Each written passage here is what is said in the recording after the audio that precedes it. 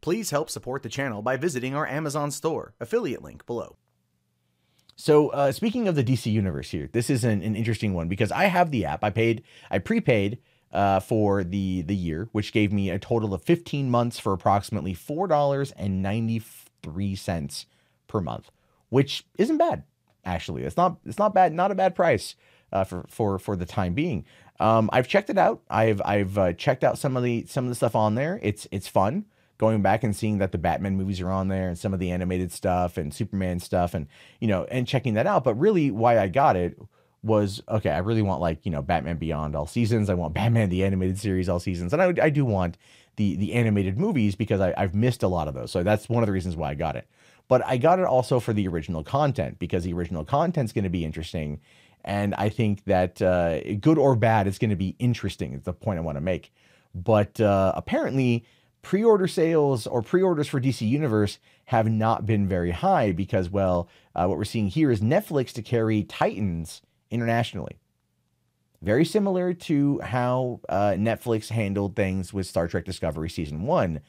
They co-financed and they got the international distribution, whereas in America, it was CBS All Access charging a monthly premium in order to get that particular content. And here we're finding out that the same exact thing is happening again, which just leads me to ask the question, why something like DCU exists, right? Because in the United States, I'm getting screwed. In the United States, I'm getting fucked.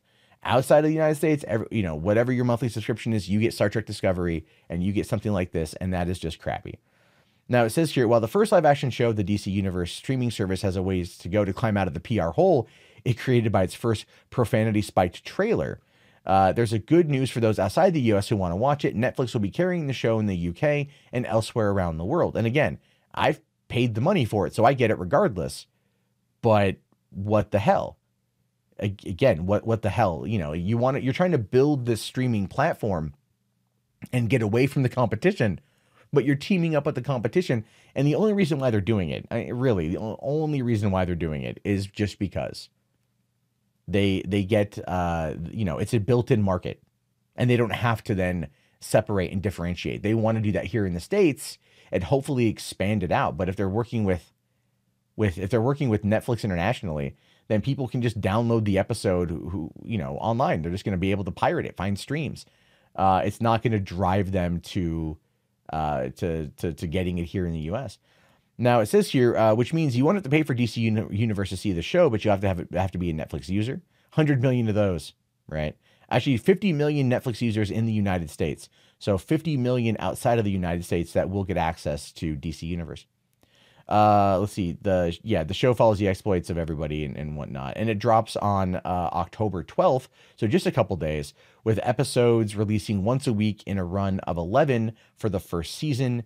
And Netflix right now only mentions it as coming soon. So we don't necessarily know if it's going to be dropping at the same time. I want to say I don't think that it will. I think that if DC is set on doing this, which it appears that they are, they would be smart at that point to then, have it become like the same deal they've got with the CW, which is where the CW has their shows, they air on the network, and then 2 weeks after the series or the season finale is when those episodes appear on Netflix for people to then binge and watch. That's what I think they're going to probably end up doing here, and that to me kind of makes more sense. Like, I'm not as against that because then it's like, still, if they were releasing it week after week after week, then there's no point. If they do that week after week after week, there's no point for me to continue having a service once I get through my 15 months, unless they start adding in more shows, because I could just go and find the stuff online or wait long enough and it will probably eventually come to Netflix anyway. It doesn't do anything for me to push me to not go and find it by alternate means. This is a problem when we deal with, and I'm not trying to advocate for piracy here. What I'm saying is the big problem with the way content distribution happens these days is that because of the segmenting off based upon regions and things along those lines, is it does push a lot of people to piracy. And piracy is not hard. It hasn't been hard. It's never been hard if you know what you're looking for. And, people out there do it now a lot easier than they used to. I mean, back in the day, back in the early 2000s, I had friends who did this religiously, and they would dive into like IRC chat rooms and do peer-to-peer servers from there. And then of course with like, you know, Kazaa and was it BearShare and a bunch of those other programs, it got a lot easier. But then as we got into torrents and then we got into Usenets and things like that, it became a lot simpler. And nowadays, you know, you can find a lot of the stuff on YouTube and you can watch it through there. People will live stream the stuff on YouTube. You probably will be able to find DC Universe when it premieres, you know, on Netflix or on whatever. On the 12th, you'll be able to find somebody who's going to stream it to YouTube. And that's just where we are right now. And so I know that these companies are trying to earn money and they're trying to stay afloat and they're trying to stay around.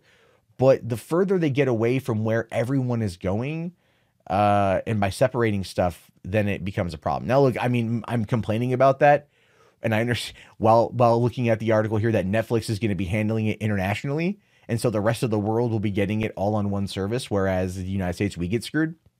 So I see that, but it's like, again, you know, like if you're going to do it, either shit or get off the pot. Don't sit there and like, don't sit there and act like it's, you know, like don't segment it out. Do it big. I don't think Disney is going to internationally is going to sit there and still work with Netflix. They're going to pull everything and put it on their service because they believe in the product.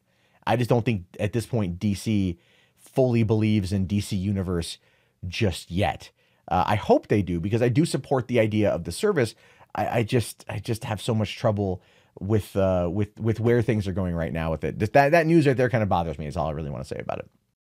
Hey, thanks for checking out this clip from $3 Theater. If you want to get the full audio version of the episode, you can find it anywhere podcasts are found. If you want to watch the video version of it, head on over to patreon.com/mundanemat and take a look at our $3 Theater perk, which gets you access to the full show that airs Monday through Friday. It's a video version of it. You get to look at this face, talk about movies and everything else on the screen. It's great stuff. It helps out, and I really appreciate the support. Remember to please like, comment, and subscribe, and I'll see you guys later.